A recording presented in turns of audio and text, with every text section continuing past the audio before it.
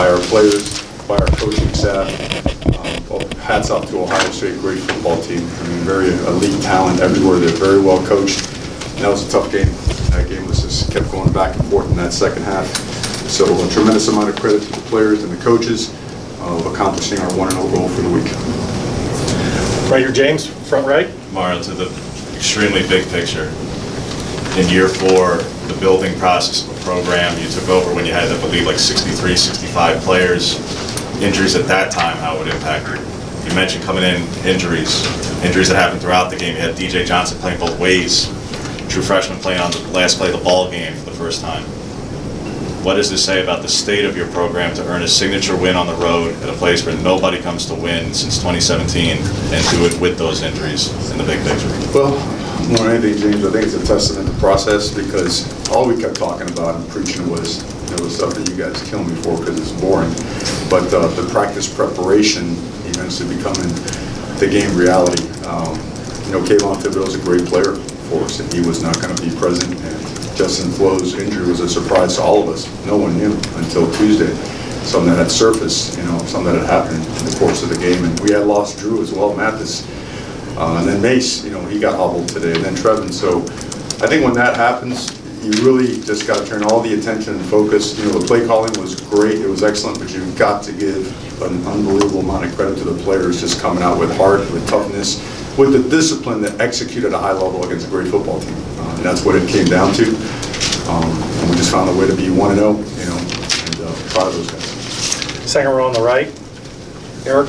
I guess just those fourth down stops and then the turnover of Verona at the end. With all those guys now that the game's not available, second, third string players out there, what does this group learn and take away from those moments defensively when it did feel like a lot? I think it's, I would say it's a continuation of what they learned last week.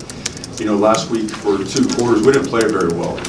We came out that first quarter just shot out of the cannon, up 14-0, and we got a couple guys hurt, and we looked lost a little bit. We lost our way.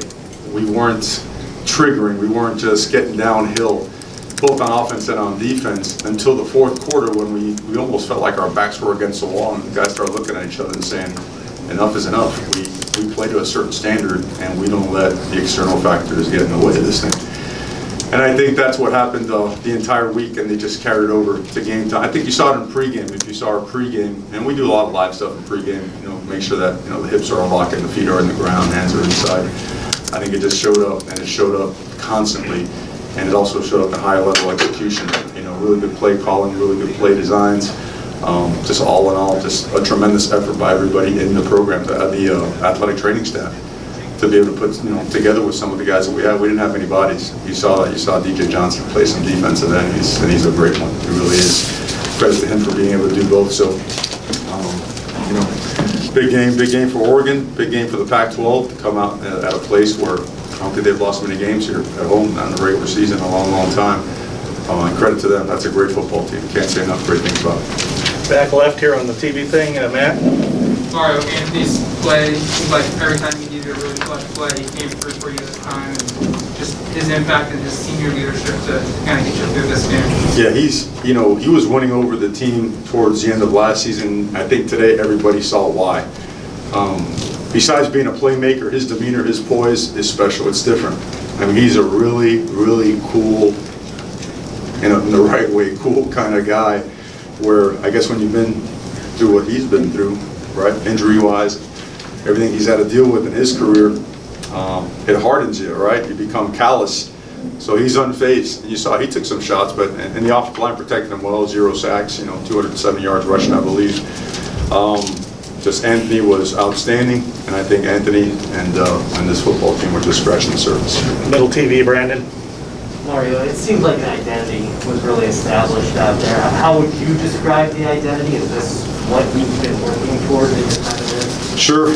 Obviously we want to be physical up front. We established a ground game. We kept it going throughout the game. Even some of those muddy yards that are 3- and 4-yard shots, those are like body blows, and they were getting them too. We were stopping their run really effectively early. We started wearing down, and they started gashing us a little bit, and they started breaking tackles. But when we needed a big play, we found a way to get it done. But I think identity showed up. I think resiliency showed up. I mean, all the things that you hammer home, why we practice like we practice, it's validated when you come out here and you do something like this. So, no, that locker room right now it's spent. They're exhausted, but they're also realizing that we can be a really good football team, and we just got to continue along the lines of that practice preparation, to make it a real thing on game day. Third row, middle right here. Mario, you mentioned it earlier, big win not just for Oregon, but for the Pac-12. You've dealt with the criticism the conference has faced over the last few years, how it's affected the playoff race. How much can a win over a team like Ohio State, ranked this high, how much of a difference do you think it can make for the conference's reputation? Well, I think that stuff is for you guys to decide. I think we've always prepared to be a certain kind of team. In 2018 when we first started up at Oregon, we found ourselves 9 wins and played a very physical Michigan State team in the Red Box Bowl, and we took a lot of pride in winning that game 7-6. And people kind of shrugged at it and laughed it off. And then a year later, we played for the Rose Bowl and win it. We felt that identity was coming strong. And last year, we found a way to win the conference, but we didn't play to our standard, and we want to get right back on track. So we feel that we've been building towards this for a while now, but we're not there yet. I don't want to, in any way, shape, or form, give that impression. We're not, and our guys know that too. But we've taken massive steps, and I think even more importantly, we've taken massive psychological steps, understanding that how important that is going to be on Saturdays, and how important that's going to be when maybe the weather's not real good and you can't throw the ball a little bit, right? When you got to establish a ground game, and how important it is to hold off a tremendous pass rushing unit like they have over there. So all those things, they just come into play and they just further strengthen the culture and the direction of the program. Right here in the middle, Max. Mario, I saw you had a moment with Noah Sewell after the game on the field. You guys were. I have a lot of moments with the Sewells over the years. Sure seems like it, but he was pointing at you saying, we did that. Just kind of walk me through that moment and what the emotion was like for you. Man, you saw it, you saw it. It's, this is an unbelievable venue, right? Historic place. You even get an opportunity to play at a place like this. You're grateful, you're thankful.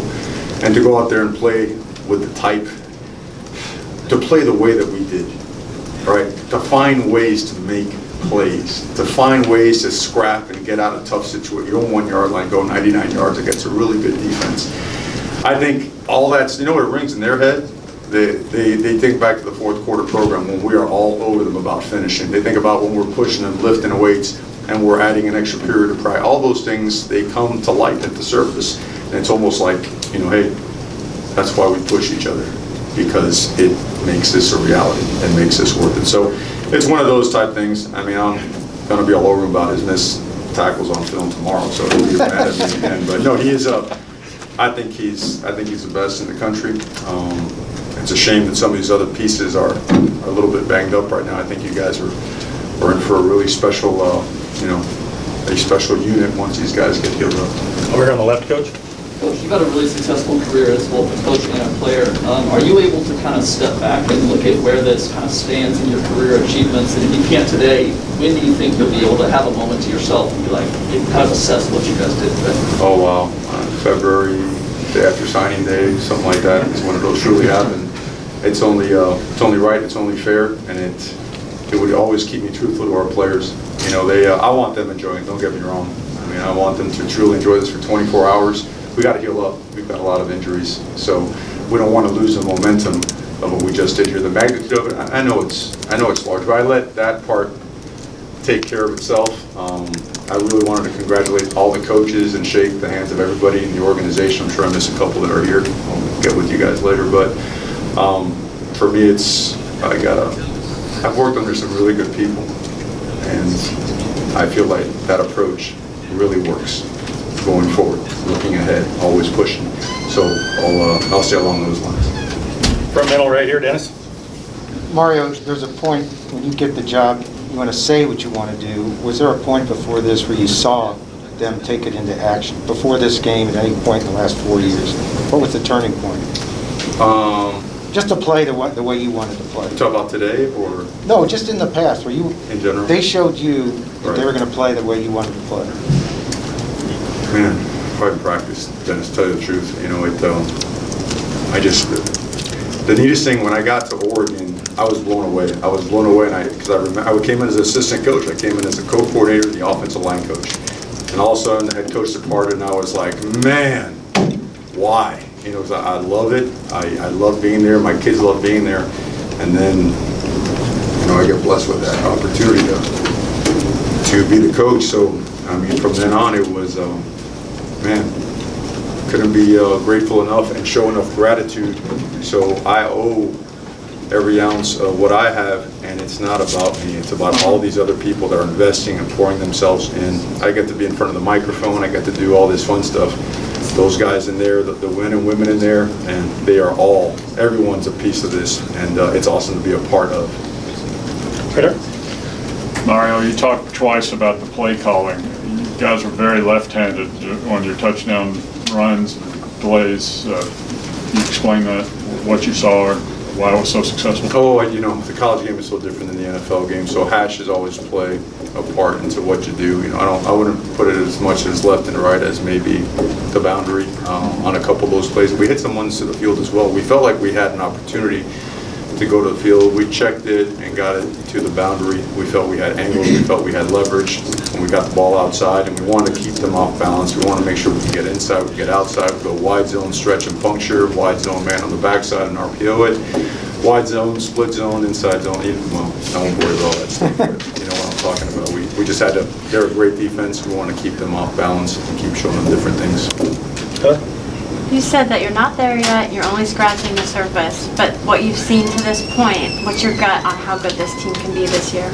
Well, I mean, some things really stuck out in a positive way. I think the play of our quarterback really elevated, really showed strong. Our offensive line took a significant step up. Receivers made some plays. The drop balls, we will fix. You know, they're good. I thought our tight end, the multiplicity of our tight end use was really well done. I felt like we kept them off balance with our sets, with our unbalanced formations, and the use of those guys in both the run and the pass. I felt like we did a really good job early stopping the run. We lost our consistency there a little bit. Part of it was missed tackles. The other part, we got to keep working on getting in better shape and developing more depth because we've had a couple guys down. And then in the third quarter, you know, we gave up some shots, and guys, they caught us in tempo a couple times where we didn't pick up a signal, we didn't see it. That's on us as coaches. We got to coach it better. They played so hard. I don't in any way, shape, or form want to sound negative about any aspect of the game, but those are things that they must be corrected for us to continue to improve and advance, because we got to get better. You know, this was good. We did some really good things today, but we can be a better football team, and those are some of the things. So I already had you written down, back right. Mario, you mentioned play calling and trying to keep them off balance. But when in the preparation did you realize you guys would have an advantage on the edge, and that was something you guys did exploit? I don't know if you have, like when you watch Ohio State, Minnesota tried to get on the edge, they just got sucked up. You know, I mean, that speed just took over, angles took over, they defeated blocks. So it was, every offense, every defense has a way that you want to attack it, but you still have to win your one-on-ones and your two-on-twos. And to make those plays a possibility of having success, you had to win your blocks. They won some, and we won some. So there was some a little bit of eyewash on there too, which is difficult to locate the ball. But all in all, they still require angles and leverage. And then, of course, you know, guys playing really hard and finding a way to hit it. So, but those are the things that, you know, go into making that a reality. Time for two more. Julian.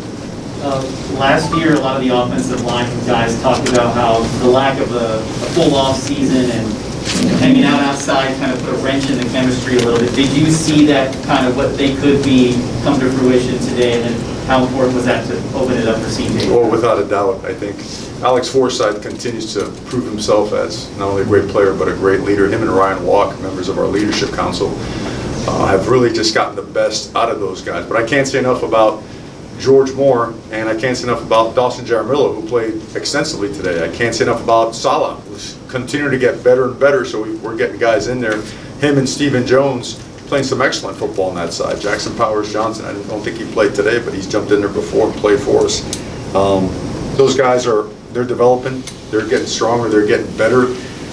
They knew that first collision today was going to feel different, right? Because a lot of those guys are first round, you know, picks and whatnot. Those are 325 pounders that they rip off the ball and they knock you back, and if you don't have your cleats in the ground, you're going out that way. And they quickly adapted and settled and just played with grit and toughness, knowing that this was going to have to be a slugfest, and they found a way to get it done. Last question, Tyson, back middle. With how well the defense played those first few series, and considering how good they were, just how important was that 99-yard touchdown drive for the offense to eat up the clock? It goes into the quarter and give your guys a break. Yeah, that's the ultimate, I would say, accomplishment as an offense. And anytime you can go 99-yard, that one stays on your teach tape forever going forward, because it really, you flip the field, you change the momentum. It's difficult too now. It wasn't like there were a bunch of chunk plays, right?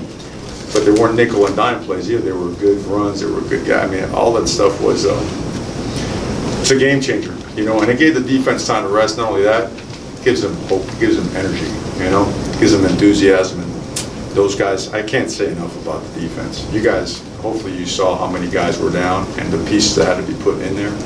That's a tremendous job by those players and by those coaches. Thank you, Coach. Appreciate your time. All right, guys. Congrats on the Appreciate you. win.